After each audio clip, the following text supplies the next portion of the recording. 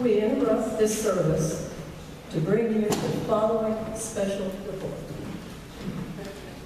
Some time ago, Pastor Ruth talked to me as worship chair about a significant event that happened in our church a number of years ago. She suggested we have a celebration to honor that event.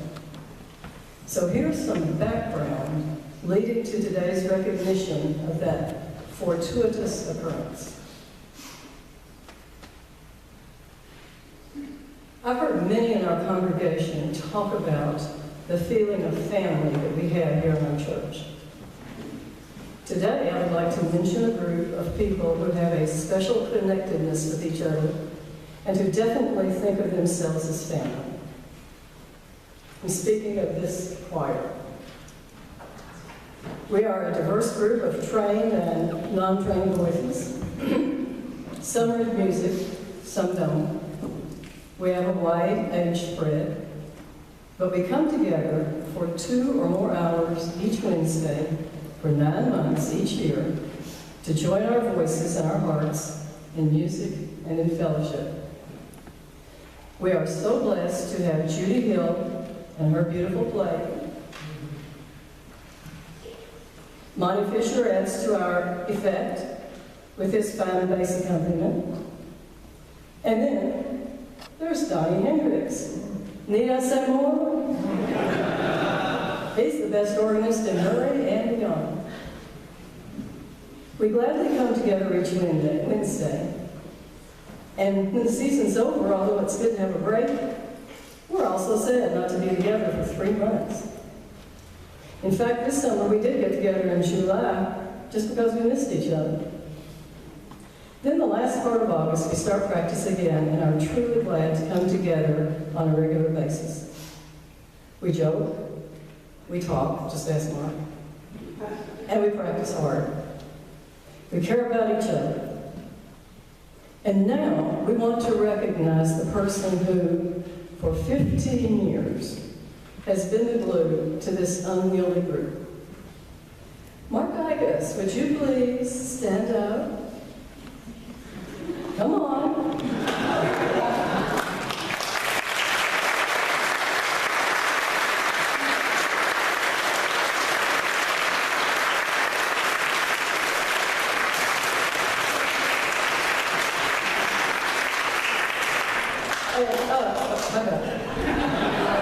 Unfortunately, you're up for a while, so just stay. Here is the person who puts up with our talking, our joking, and lack of training, and manages to bring out the best we have to offer week after week. I cannot imagine his choir without him. His calmness, caring, dedication, and expertise are the perfect combination to lead us. We thank you, Mark, for your skillfulness as you teach us, your patience as we try, your work in finding the right anthems to fit our voices, for being our advocate, and most of all, for your caring. You're caring for making beautiful music, and you're caring for us.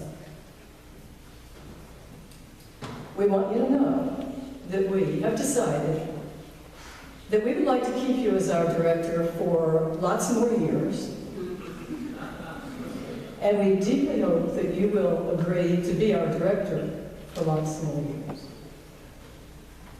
Now, Glenn Bruce has just a little history to share with us. And you keep standing.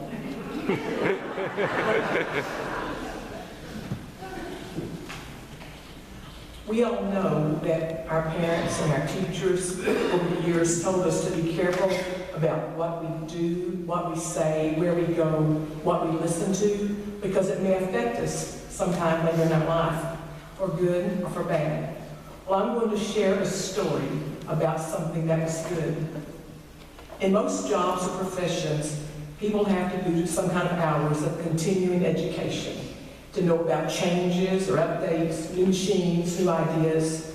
Well, as a teacher, we always had to do 4 days of in-service each year, usually in the summer. In my area, they were usually mandated. I had to go for certain things. But 15 years ago, I had one free day. So I looked at the schedule to see what I could do. I found an interesting one that involved elementary teachers and teachers of art, music, or PE. And the date was okay for my calendar. And best of all, it was in Murray. I didn't have to drive anywhere. I could walk to the Curry Center from my house. So I went over that morning, and I found a place to sit, and I looked on the row of tables behind me, and there was someone that I knew. She played the guitar for us in the Emmaus weekend out at Basic several years before.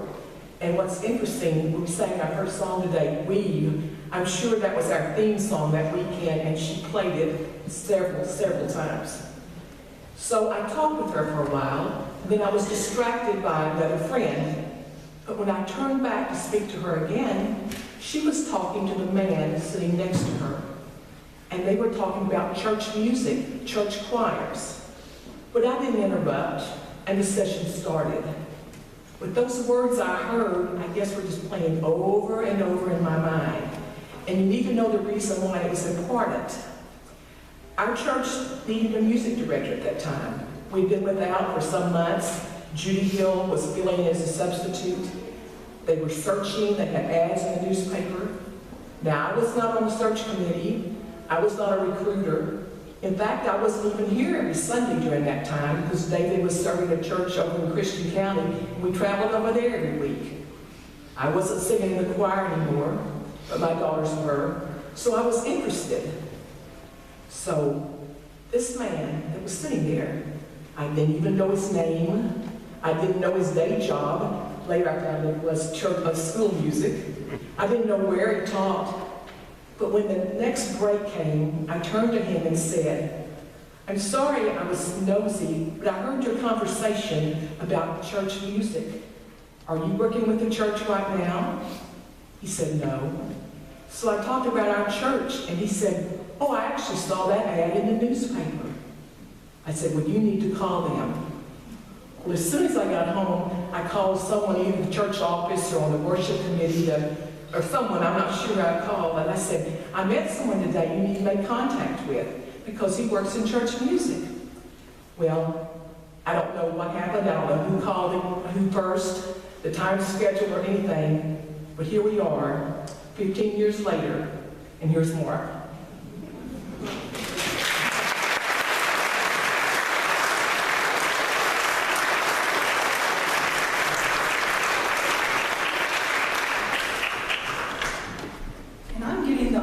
At least presenting a card to Mark. We've been so blessed to have Mark and his family in our congregation as a part of the church family for so many years.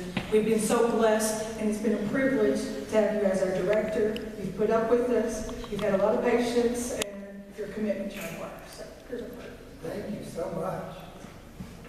Oh, wow.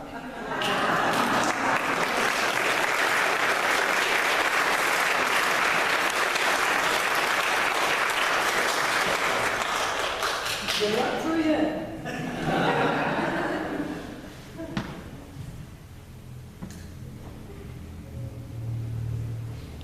We would now like for you to go down the steps, to the center aisle, have a seat, because this one is for you. Go.